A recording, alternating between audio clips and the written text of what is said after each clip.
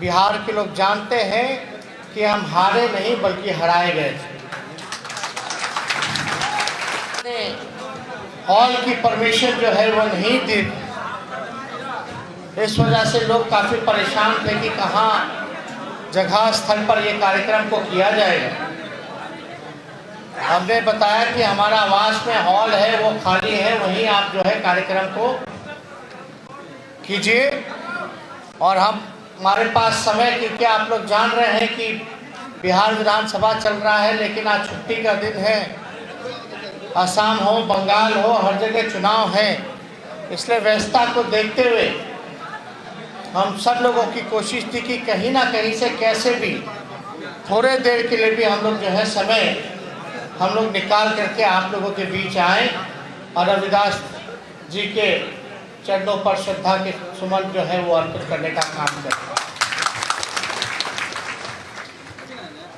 रविदास जी कौन थे, कितने महान थे, ये हमको आप लोगों को बताने की ज़रूरत नहीं है,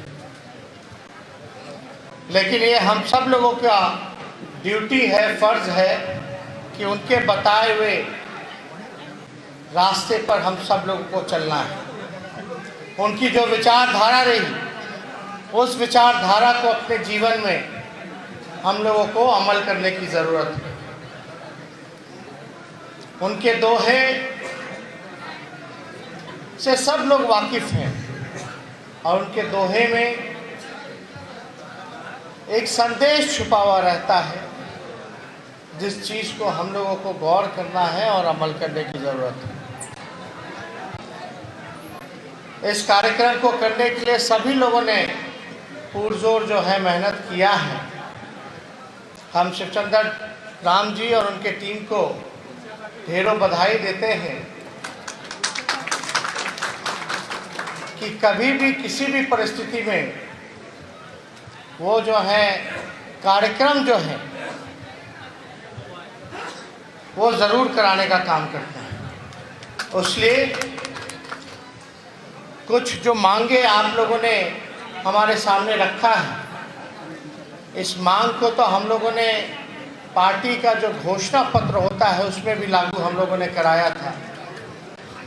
चोर दरवाजे से जो आई हुई जो सरकार है, बेईमानी से सत्ता में ये लोग आए।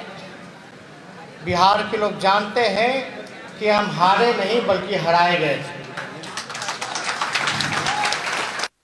अभी गरीब की सरकार होती तो इनमें से आधा से ज़्यादा जो डिमांड है अब तक पूरा हो गया होता। आप सब लोग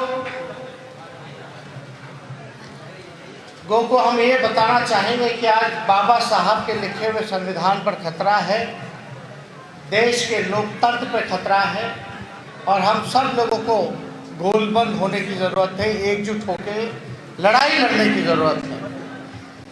आरक्षण की बात की जाती है, हम लोगों ने भी कई बार नारा दिया, जिसकी जितनी आबादी उसकी उतनी हिस्सेदारी। बाबा साहब ने संविधान में आरक्षण का प्रावधान करके जो वंचित शोषित समाज में अंतिम पायदान पर जो खड़ा व्यक्ति है, परिवार है, उसको मुख्य धारा में कैसे लाया जाए, इसके लिए उन्होंने आरक्षण संविधान में रचने का काम किया। लेकिन आज देखिएगा जो मौजूदा जो सरकार है वो आरक्षण विरोधी, दलित विरोधी सरकार है। बिहार में चाहे डबल इंजन की सरकार हो या केंद्र में एनडीए की सरकार हो, एससी एसटी कानून को किस प्रकार से ख़त्म किया गया। अगर हम अपने सभी विधायकों के साथ सड़क पर नहीं उतरते, भारत बंद नहीं होता, तो ये कानून को भी लोग जो है ख़त्म करने का काम करेंगे। अभी भी बैकलॉग इतना है आरक्षण में जो पूरा नहीं किया जाता। हम लोग तो लगातार इस बात को कहते रहे हैं,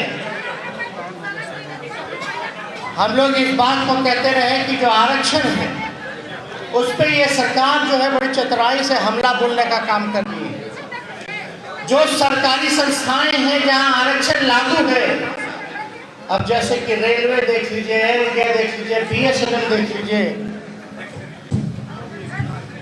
जितनी संस्थानें हैं जहाँ जहाँ सरकारी नौकरी लगता है और आरक्षण जहाँ लागू है, ये सरकार जो है आरक्षण खत्म करने के लिए जो है पूरी संस्थान को ही खत्म कर देनी है। निजी क्षेत्र में इन लोगों ने बेच देने का काम किया।